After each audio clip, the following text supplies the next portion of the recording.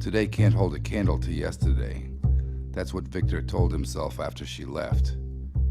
Maybe he could be as happy as he used to be and not know it. Perhaps he could be remembering that they had been perfect together when they hadn't. Maybe. Perhaps. If only. Regret attacked his system like a virus. The virus flooded him with nostalgia. And nostalgia was killing him. He was in an emotional coma. After 6 months, it still hurt to see her name, even though it was a common word. Every day. Household.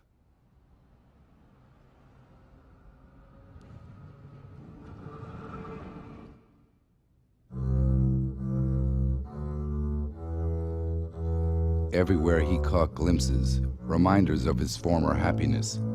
He believed that if he was a good person, good things would happen to him, but they didn't. His pointless job seemed more pointless. Each new misfortune seemed an extension of the others. A parking ticket, a broken plate, a head cold, a mugging. They all seemed to happen because he was alone.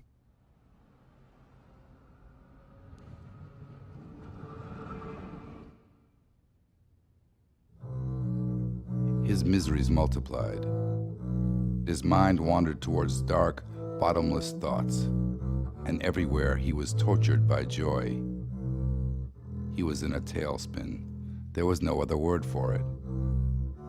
He kept waiting for some good luck to bookend all the bad luck. It was like God was his upstairs neighbor, and Victor was up all night waiting for the other shoe to drop. But it never dropped. The songs she liked seemed suddenly to be popular in elevators.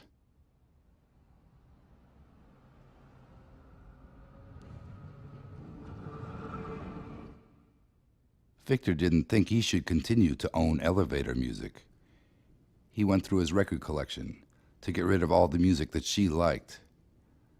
That's when he found his old punk records. He hadn't listened to them for years. She had called them beastly.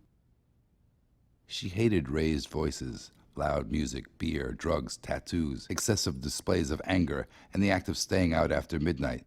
And he thought, I will become everything that she hated.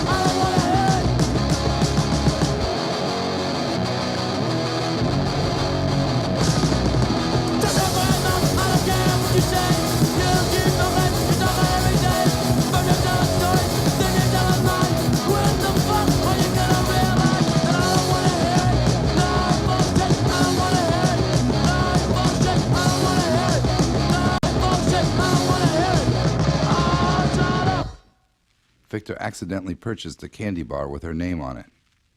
Then he drank 12 beers. Then he smoked pot. Then he drank a pint of peach schnapps. Then he ate half a horse tranquilizer. Then he drank mouthwash. Then he flicked his lighter on in order to smoke more pot. Then he fell asleep. Then his house burned down.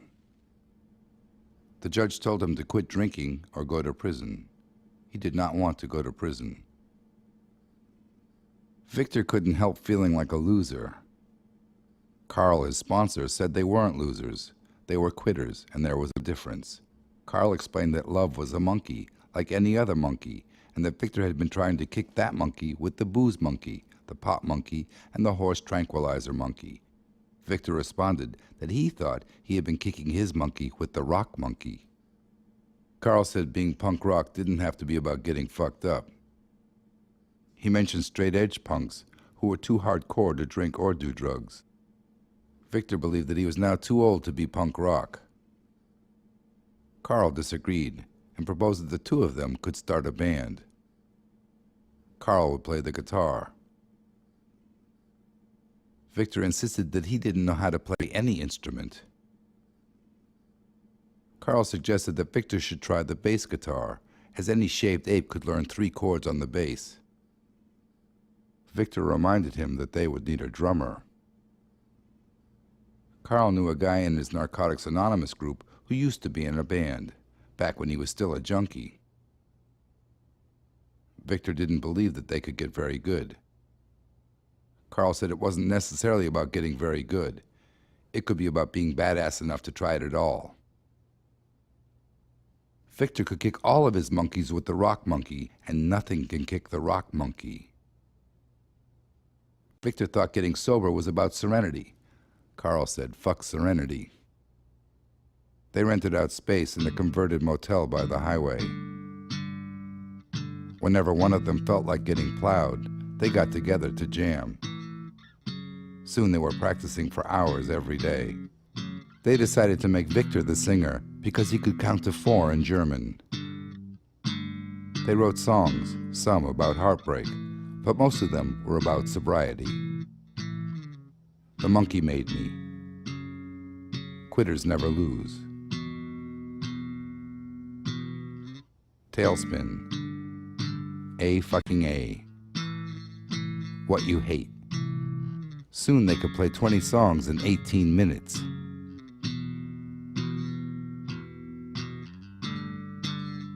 Inevitably, they got a gig, opening for a metal band half their age at a club that charged you for using their equipment. They wore matching outfits. They gave themselves stage names: Chuck U. Farley, Dipso Abstemious, Linoleum Blown Apart. None of them had been inside a bar since getting sober. The audience, mostly co-workers and alcoholics, stood closer to the exit than they did to the stage. They were dreadful. And they were fantastic. They were raw. Their set lasted 17 minutes and 15 seconds, their best time yet. A few people clapped. Carl shut them up, saying, "What the fuck are you clapping at? You people are children. You don't know anything about failure." Victor met a woman during the set break, a friend of a co-worker of an alcoholic. She asked if he was Dipso. He said no, he was Chuck. Dipso was in the corner, getting into a fistfight. Linoleum was 10 feet away, falling off the wagon. He asked if she liked the band. "Yes," she said. "You guys are fucking strange."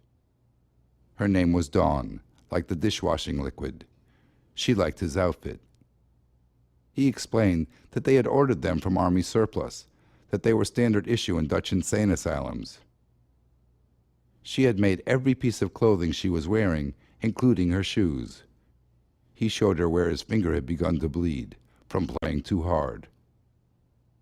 She asked if she could feel his head where he had shaved it. He had to excuse himself to talk to the manager. Turns out, Carl had given the singer from the metal band a royal beating, and the other musicians had taken him to the hospital. It looked like other people were going to stick around, at least until it stopped raining. Could the convalescents play another set? Problem was, they had already played all the songs they knew. They decided to play their first set again, but tried to be faster, louder, to try to break the 17-minute barrier. Victor looked out at the crowd and saw Dawn standing in front of the stage. She smiled at him in a way that made him feel he deserved it. He smiled back.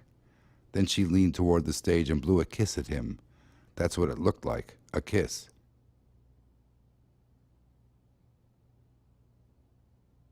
Until he felt it. She had spit on him. It was the most punk rock thing in the world. She was smiling at him, and she was spitting on him. Then it hit him. Was she the other shoe? He thought, could I love her? Really, he was thinking, Could I give her the power to destroy me? Her spit rode the sweat down his brow. He closed his eyes and remembered the lipstick. I don't give a fuck. I tried to kick the monkey, kick the monkey, kick the monkey, kick the monkey, kick the monkey, kick the monkey, kick the monkey.